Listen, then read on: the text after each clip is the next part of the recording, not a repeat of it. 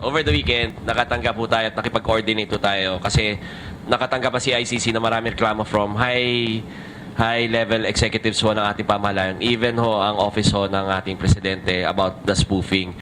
Nakakabahala na ang tumataas na kaso ng spoofing sa bansa.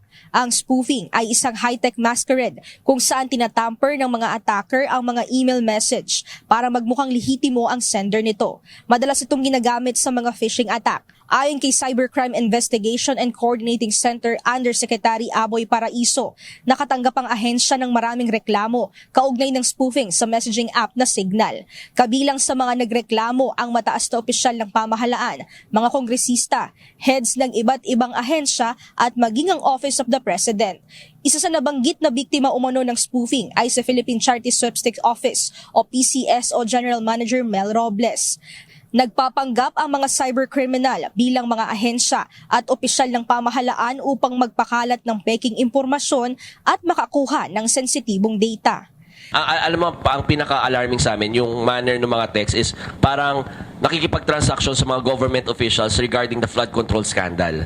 Ginagamit umano ng mga scammer ang Signal upang magpakilala bilang mga opisyal ng gobyerno sa pamamagitan ng pag-edit ng pangalan sa app at magpanggap na tunay na sender.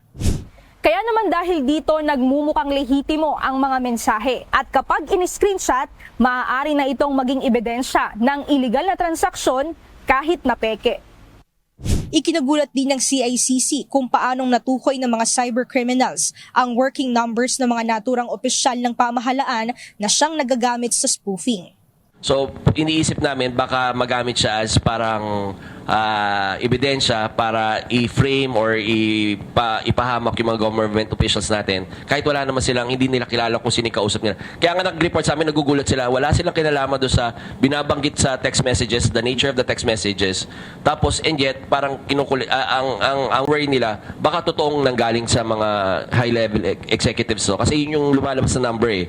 Kilala ang application na Signal dahil sa security feature nito, pero giit ng ahensya dahil sa anonymity at encryption ng Signal at dahil nakatago ang mga number credentials, nahihirapan ng mga otoridad na matukoy ang pinagmula ng mga mensahe at makakuha ng leads para sa law enforcement.